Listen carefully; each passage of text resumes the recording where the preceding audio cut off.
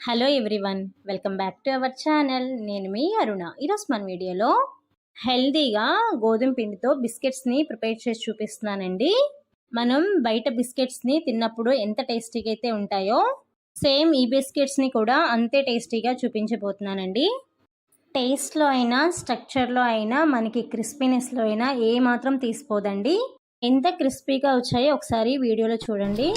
చాలా సింపుల్గా ఈ బిస్కెట్స్ని మనం ప్రిపేర్ చేసుకోవచ్చు. మరి ఎలా ప్రిపేర్ చేయాలో చూసేద్దామా? ముందుగా ఒక మిక్సీ జార్ని తీసుకొని అందులో ఒక 1 కప్ వరకు గోధుమ పిండిని వేసుకోవాలి. గోధుమ పిండిని నేను జల్లించి వేసుకుంటున్నానండి. గోధుమ పిండిని జల్లించి మనం బిస్కెట్స్ని చేయడం వల్ల బిస్కెట్స్ చాలా బాగా వస్తాయి.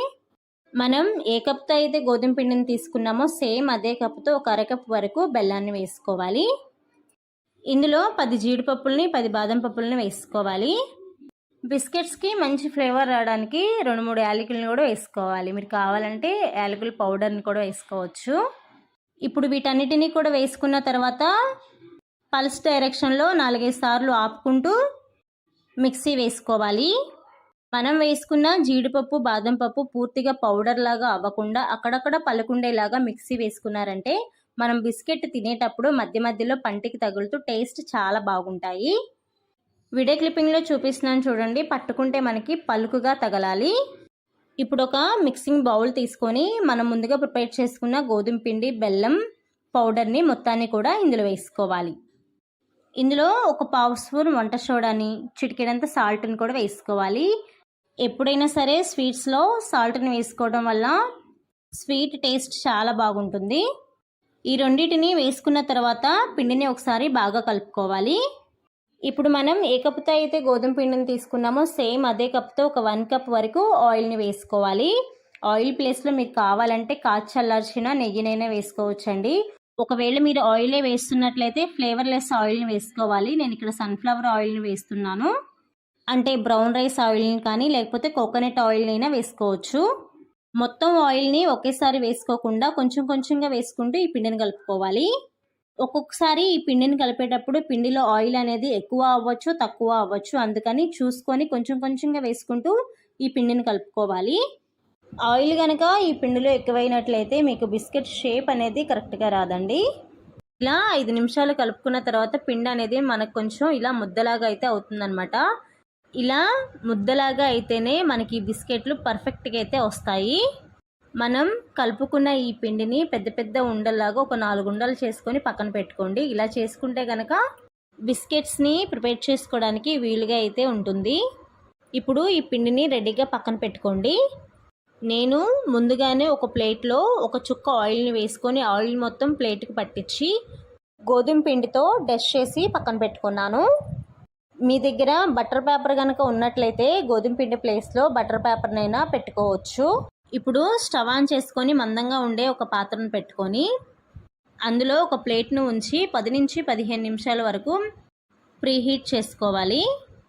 ఈలోగా మనము బిస్కెట్ని తయారు చేసి తీసుకుందాము.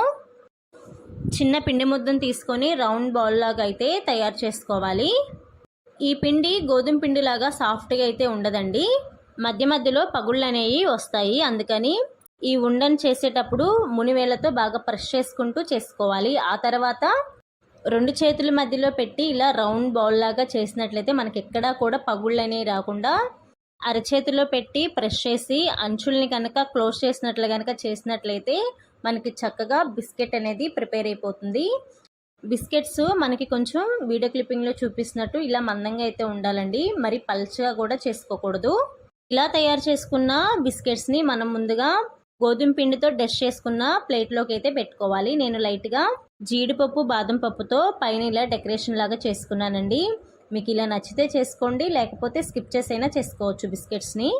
వీటిని కూడా బిస్కెట్స్ లాగా ప్రిపేర్ చేసుకున్న తర్వాత మనం ముందుగా స్టవ్ మీద ఒక పాత్రను పెట్టుకొని ప్రీహీట్ చేసుకుంటున్నాం కదా.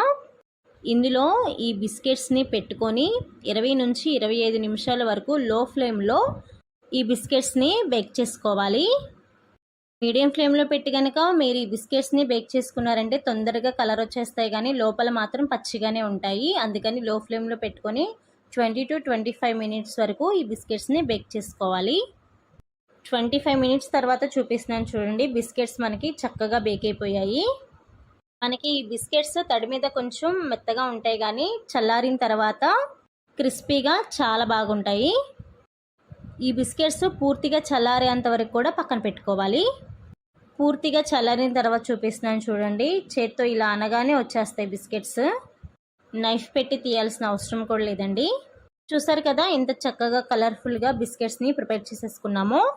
ఈ బిస్కెట్స్ని చల్లారిన తర్వాత సర్వ్ చేసుకున్నారంటే టేస్ట్ చాలా బాగుంటాయండి.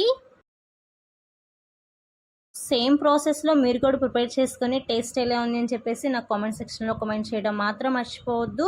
ఈ వీడియో కనుక మీకు నచ్చినట్లయితే మీ ఫ్రెండ్స్ అండ్ ఫ్యామిలీ మెంబర్స్కి షేర్ చేయండి. ఇలాంటి simple and tasty yummy recipes కోసం మన ఛానల్ని వెంటనే సబ్స్క్రైబ్ చేయండి. So thanks for watching my video.